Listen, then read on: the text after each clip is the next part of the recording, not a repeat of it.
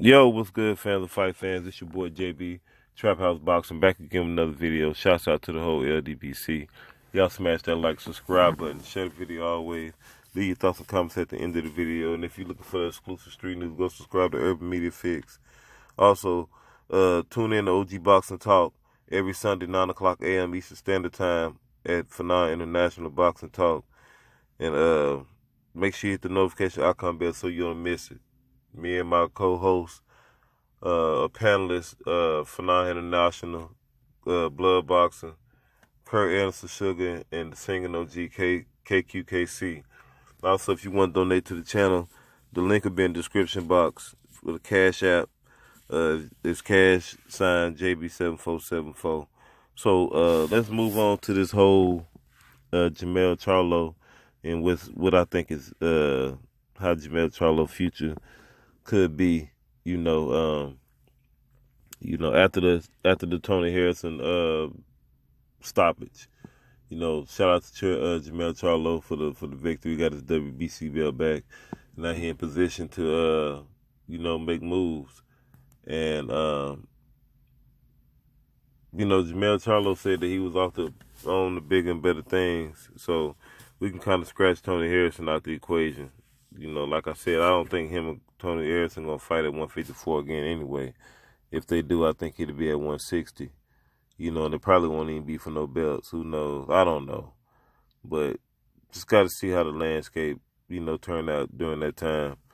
But I think that, as far as like Jermell Charlo with his future looking like though, man, now that he's back in the WBC spot and a lot of people want to see him and Lubin running back again. Me definitely, I wouldn't mind, seeing him and Erickson Lubin running back. Especially due to the first round knockout. It was so quick. We didn't even really get a chance to even see, what Lubin had to offer in that fight, and it wasn't Jermell Charlo's fault at all. He came in there and did what he had to do, and but a lot of people think that it'll be a good match again. To see them two running back again. But to me honestly, I don't want to see Jermell Charlo take no tune-up fights in between. Even though that's probably what's gonna happen. He's probably gonna take a tune-up. I don't know. I don't want to say that.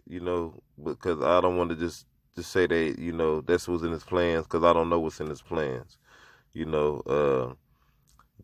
ain't too many guys out there that's gonna fight these back-to-back killers like Deontay Wilder, even Keith Thurman. You got to put him in there. Earl Spence, give Earl his credit for that too. He don't want no tune-up fights, and he done fought some tough fights back to back as well. Who else out there that fight tough fights back to back? Guys like Josh Taylor. There's a few guys out there. Sean Porter take some tough fights back to back. So you got to give some of these guys their credit for that. But it'd be interesting to see if Jermell Charlo fights Erickson Lubin next, because I think Erickson Lubin is the #1 WBC mandatory. I looked on Fight News; they didn't change the updates up, so I don't know exactly who is what. But I definitely want to see them run that back. Erickson Lubin versus Jermell Charlo. I think it'll be a different fight. I don't know who will win, but I do think that Lubin probably could possess some problems in the second fight. If it was a running back, I think he's a more improved fighter. And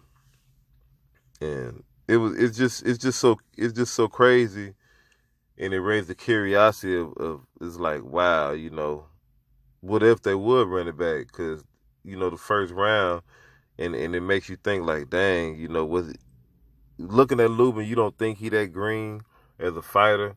But you never know. He could have just been getting caught up in the moment. Who knows? He just made a mistake and got caught. That was it. Made a mistake and got caught. And pretty sure, hopefully, he'll make that mistake again if they get that fight. But I salute Jermell Charlo. He take that fight again, man. To me, I think that'd be a dangerous fight. No matter how you want to call it, him getting knocked out in the first round, I think it'd be a dangerous fight. Him taking Lubin, for the mandatory spot. You know what I mean?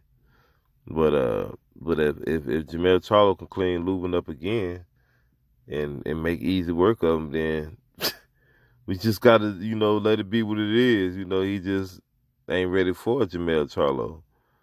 You know, but if I'm Lubin, I'm pretty sure he was looking at the Tony Harrison fight, and he definitely was licking his chops at Jermell Charlo, seeing what he can, how he can, get up through there on Jermell Charlo, so to say.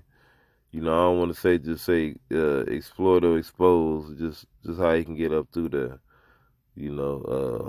Because all these guys can be exposed or whatever the case may be. You know what I'm saying? But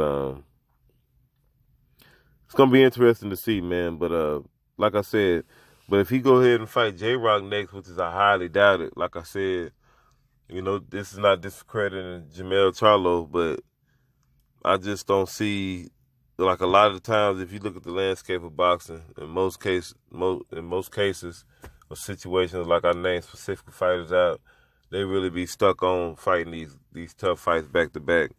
And I'm not saying that Jermell or Julian J Rock won't do it, you know what I mean? But what I'm doing is I'm just putting a room there to not to be disappointed.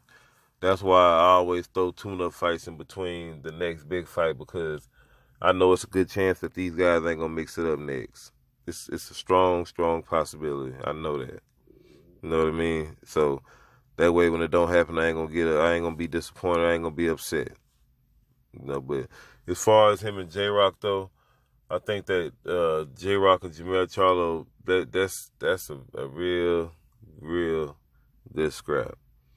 It's a lot of little things that you can that'll sell this fight. You got the big brother knocked out, Julian J Rock Williams. You got Julian J Rock Williams getting redemption from his loss. Maybe he can beat up on the little brother, and then that entice the big brother or whatever. If he move up to 160 to fight Jermell, whatever the case may be, I don't know. Because I'm gonna tell you this.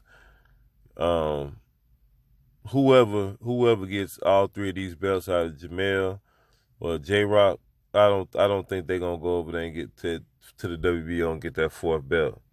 I just don't see it happening. Ain't nobody over there in the WBO. They got Chisera versus Castellano, whatever. I don't know if Castellano is PBC or top rank. I don't know what he is, but I know Chisera is top rank.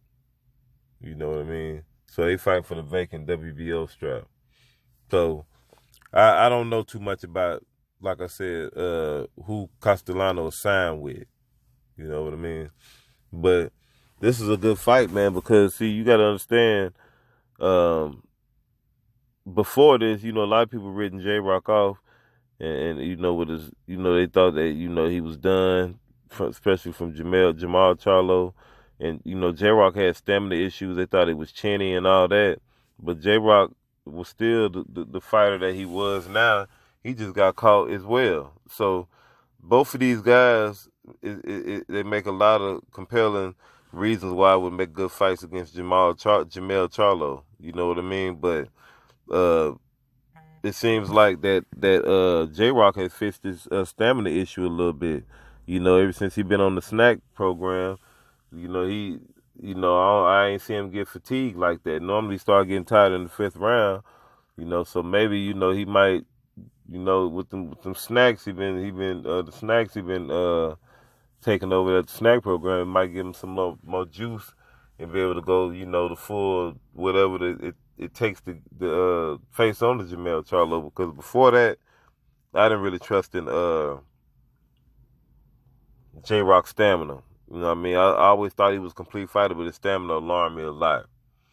But especially in fights after Jamal's fight. So, but moving on to the last one, man. It's definitely not Jared Hurd. Jared Hurd is at 160, I think. And plus, after Jared Hurd got beat up by Julian J. Roy Williams, I don't think he want no smoke with Jermell Charlo anyway. But it's Arislander Laura. Arislander Laura, I believe, is the IBF or WBA mandatory. I want to say he won them. I want to say the One of them, WBA or IBF. He the mandatory. You know, that'd be a good fight. Another interesting background story. You know, the two guys in the same camp together out there in Houston, Texas, so under the same tutelage of Ronnie Shields. A lot of sparring rounds together. Was supposed to fight each other at one point in time. I forgot what happened. I know that basically, Charlo didn't seem like he wanted that fight more than Laura did. You know what I mean? My honest opinion. Laura was calling Charlo out heavy, and they was talking about some old. Charlo was talking about, like, Laura like a brother to him. It would have been too many. It would have been like a conflict of interest, and then Jamal would have left. Right, it was a whole bunch of riffraff, man, that I don't really want to get into because I don't remember specifics, but I know I ain't far off. It was something to that magnitude. So after that, they killed that whole little talk. Nobody talked about Laura versus Charlo again. You know what I mean? So I wonder if those still feelings remain the same. If they gonna put all that to the side. They ain't in the same. They wasn't in the same camp then. It was just that Jermell Charlo. You know what I mean? But look, same way they talk about the buddy system, it's the same thing with these two guys. They can mix it up too. Like with the Sean Porter and the Earl and the Terrence Crawford thing. They can mix it up too. So, but it'll be a good fight. I'd be surprised if you fight Laura. Y'all let me know what y'all think. This your boy JB Trap House Box.